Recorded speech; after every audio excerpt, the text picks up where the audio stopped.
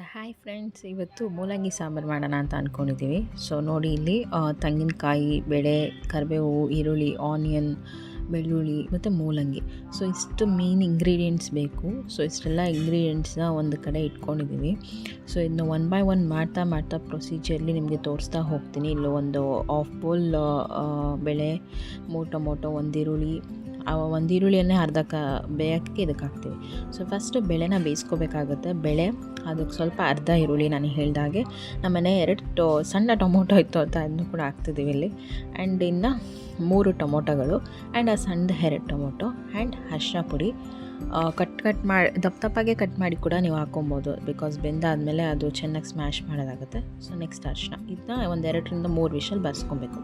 ಮೀನ್ while so ಒಂದು ಜಾರಲ್ಲಿ ತೆಂಗಿನಕಾಯಿ, ಬೆಳ್ಳುಳ್ಳಿ ಮತ್ತು ಒಂದು ಸ್ವಲ್ಪ ಕಡಲೆ, ಯಾಕಂದರೆ ಮೂಲಂಗಿ ಸಾರು ಸ್ವಲ್ಪ ತೆಳು ಬರುತ್ತೆ, ಅದಕ್ಕೋಸ್ಕರ ಆ ಥರ ರುಬ್ಕೊತೀವಿ. ಅದಾದಮೇಲೆ ಇಲ್ಲಿ ಮೂಲಂಗಿ ರೌಂಡ್ ಶೇಪಲ್ಲಿ ಕಟ್ ಮಾಡ್ಕೊಂಡಿದ್ದೀವಿ ಕೂಡ.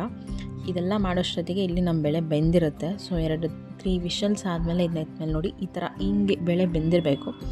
ಈ ಬೇಳೆ ಬೇಯಬೇಕಾದ್ರೆ ನಾವು ಈಗ ಸಾಂಬಾರು ಪುಡಿ ಹಾಕ್ಬೋದು. ನಾವಿಲ್ಲಿ ಸಾಂಬಾರು ಪುಡಿ, ಖಾರದ ಪುಡಿ, ಧನಿಯಾ ಪುಡಿ ಅಂತ ತೊಗೊಂಡಿದ್ದೀವಿ. ನಾವು ಬೇಳೆ ಸಾರು ಪುಡಿ ಅಂತಲೇ ಬೇರೆ ಥರ ಬಿಡಿಸ್ತೀವಿ ಆ್ಯಕ್ಚುಲಿ. ಸೊ ಅದನ್ನ ಬೇಕಂದ್ರೆ ಸಪ್ರೇಟ್ ವೀಡಿಯೋದಲ್ಲಿ ನಿಮಗೆ ಹಾಕ್ತೀನಿ. ಸೊ ಅದನ್ನು ನೀವಿಲ್ಲಿ ಚೆನ್ನಾಗಿ ಮಿಕ್ಸ್ ಮಾಡ್ತೀವಿ. ಅದು ಗಂಟಿರಬಾರ್ದು, ಆ ಪುಡಿಗಳೇನಿರುತ್ತೆ ಅದಕ್ಕೋಸ್ಕರ ಅದನ್ನ ಚೆನ್ನಾಗಿ ಅದನ್ನ ಮಿಕ್ಸ್ ಮಾಡ್ಕೊಬೇಕಾಗುತ್ತೆ. ಆಮೇಲೆ ನಾನು ಹೇಳಿದ್ನಲ್ಲ, ಕಾಯಿ ತುರಿ ಎಲ್ಲ ತುರ್ಕೊಂಡ್ರಿ ಅಂತ, ಅದನ್ನು ಕೂಡ ಮಿಕ್ಸ್ ಮಾಡಿ ಸ್ವಲ್ಪ ನೀರು ಹಾಕಿ ಚೆನ್ನಾಗಿ ಮಿಕ್ಸ್ ಆದ ನಂತರ ಈ ಮೂಲಂಗಿ ಬೇಯೋಕ್ಕೋಸ್ಕರ ಮತ್ತೆ ನಾವು ಇಲ್ಲೇನು ಮಾಡ್ತೀವಿ ಅಂದರೆ 3 ವಿಷಲ್ ಇಲ್ಲ 2 ವಿಷಲ್ ಆದರೂ ಸಹ ಬರೆಸ್ಬೇಕಾಗುತ್ತೆ. ಮತ್ತು ಇದರಲ್ಲಿ ಮೂಲಂಗಿ ಆ್ಯಂಡ್ ಇವಾಗಲೇ ನಾವು ಸಾಲ್ಟ್ ಕೂಡ ಹಾಕ್ಬಿಡ್ಬೋದು ಇದರಲ್ಲಿ. ಸೊ ಈ 3 ವಿಷಲ್ಸ್ ಇಲ್ಲಿ ಹಾಕಬೇಕು ಕಂಪ್ಲೀಟ್ಲಿ. ಸೊ ನಾವು ಎಷ್ಟು ಕಟ್ ಮಾಡ್ಕೊಂಡಿದ್ರೆ ಅಲ್ಲಿ ನಾವು ಆಲ್ಮೋಸ್ಟ್ ಪುಡಿ ಉಪ್ಪಿಗಿಂತ ಕಲ್ಲುಪ್ಪನ್ನೇ ಯೂಸ್ ಮಾಡ್ತೀವಿ, ಅದರಿಂದಾಗಿ ಇಲ್ಲಿ ಕಲ್ಲುಪ್ಪನ್ನ ನಾವು ಹಾಕಿದ್ರಿ. ಸೊ ಇದು ಒಂದು 3 ವರ್ಷದಲ್ಲಿ ಬರೋಷ್ಟೊತ್ತಿಗೆ ನಾವಿಲ್ಲಿ ಒಗ್ಗರಣೆಗೆ ರೆಡಿ ಮಾಡ್ಕೊತಿದ್ದೀವಿ. ಸಾಸಿವೆ, ಜೀರಿಗೆ. ಸೊ ಸಾಸಿವೆ ಜೀರಿಗೆ ತುಂಬ ಒಳ್ಳೆ ಕಾಂಬಿನೇಷನ್ ಆ್ಯಕ್ಚುಲಿ. ಆಮೇಲೆ ಸ್ವಲ್ಪ ಇಂಗು, ಗ್ಯಾಸ್ಟಿಕ್ ಈ ಥರ ಎಲ್ಲ ಇದ್ದರೆ ಹಿಂಗೆ ಸರಿ ಹೋಗುತ್ತೆ ಅಂತ ಹಿಂಗೆ ಹಾಕ್ತೀವಿ, ಯಾಕಂದರೆ ಬೇಳೆ ಹಾಕೋದ್ರಿಂದ ತುಂಬ ಜನಕ್ಕೆ ಗ್ಯಾಸ್ಟಿಕ್ ಆಗುತ್ತೆ, ಅದಕ್ಕೋಸ್ಕರ.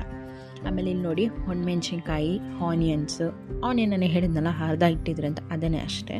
ಆಮೇಲೆ ಒಂಚೂರು ಬೆಳ್ಳುಳ್ಳಿ ಇಟ್ಕೊಂಡಿರೋದು ಮತ್ತು ಕರಿಬೇವು.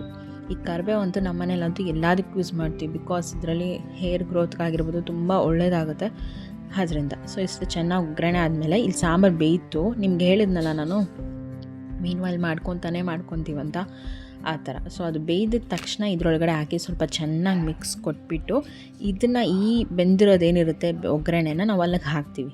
ಈ ಒಗ್ಗರಣೆ ಮಾಡೋದೇನು ಉದ್ದೇಶ ಅಂದರೆ, ಒಂದು ಸಾಂಬಾರು ಕೆಡಲ್ಲ ಬೇಗ ಆ್ಯಂಡ್ ಚೆನ್ನಾಗಿ ಬರುತ್ತೆ ಸಾಂಬಾರು.